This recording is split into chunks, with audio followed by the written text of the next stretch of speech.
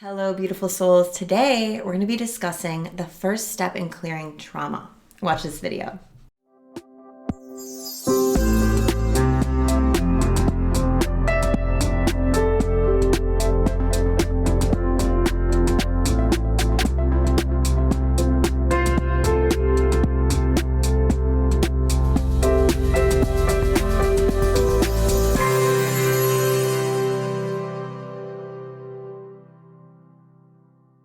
Hello everyone, welcome to my channel. If you're new, please click the little subscribe button and the bell to receive notifications when I release new videos.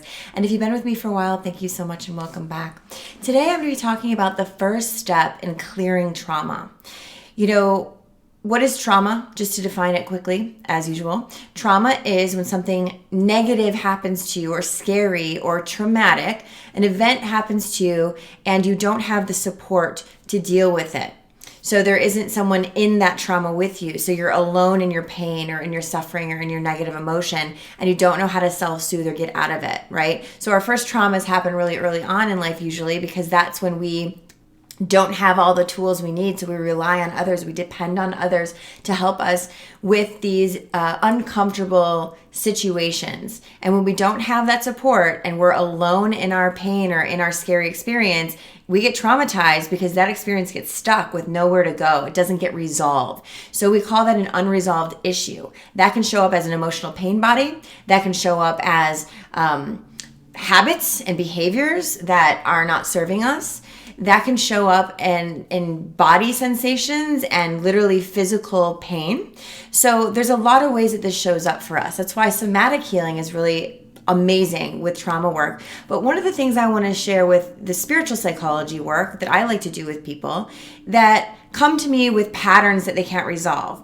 Well, if there's an unresolved pattern, it's because the original wound wasn't ever acknowledged in the way that it needed to be. So I always say get real about how you feel so you can heal, but people are afraid to get real to a certain level because of all the layers of fear over that and all the experiences that have validated that original wound. So they start to think there's something wrong with me. We self-blame, we do all this stuff. We think that what's happening in my environment is happening because that's my identity. It's not. You know, authority is, the world is not your authority. And that's a new video that's going to be coming out, I think next week, is the world is not your authority. But until we realize that, we start thinking that things are happening to us.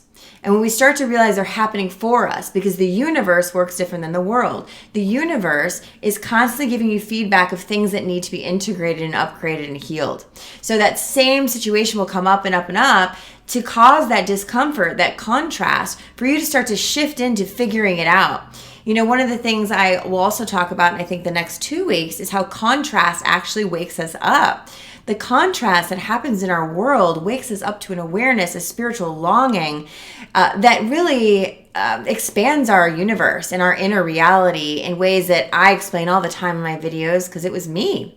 I had a lot of contrast in my childhood. I'm like, what the hell? And I used it for self-awareness. Let me figure this out, right? To a deeper understanding.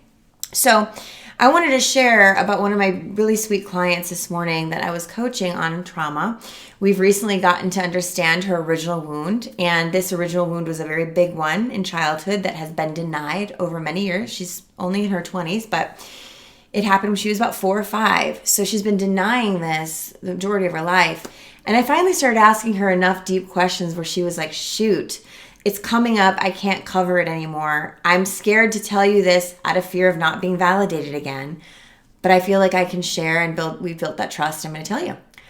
So she starts telling me about this original wound. And what's so interesting about it is she told me weeks later, after I validated her wound and said, hell yeah, that is exactly why these patterns have continued and why you feel these upsets.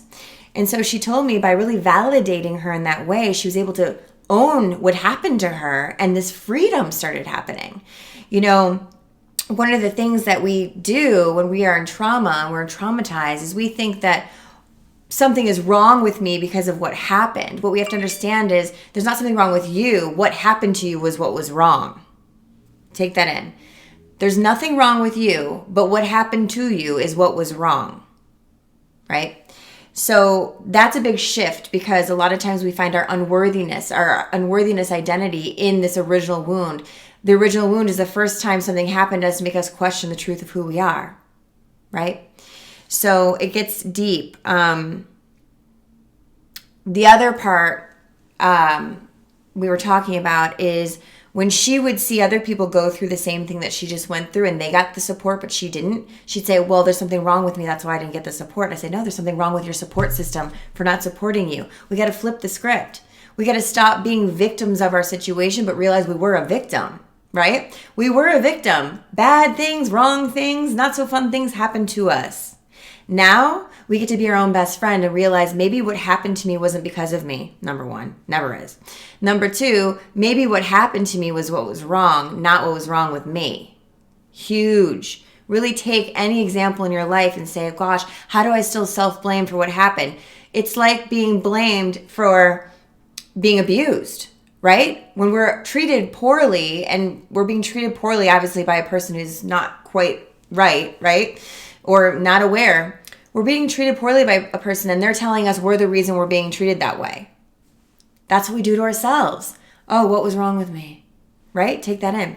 So how we start to unravel this is really having the courage to look at this trauma again and finding a skilled coach, therapist, healer who can sit with you and mirror back to you the complete validity of what happened to you.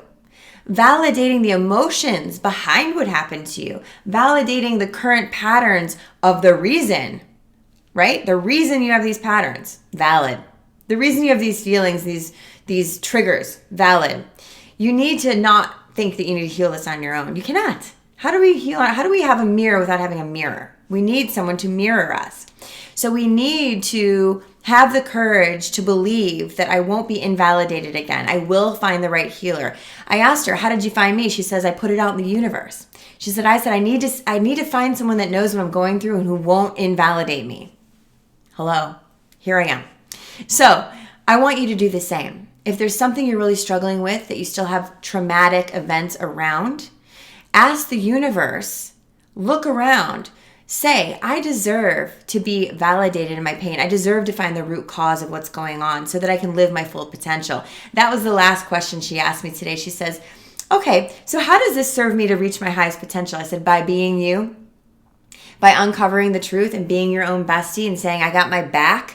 When we become who we truly are, our purpose can't miss us because we are our purpose. We are perfect for our purpose. But if we're not being our true whole self, because we've got trauma and we've got wounds, we might miss that purpose for a little bit longer until we heal. When we heal, we will literally call in.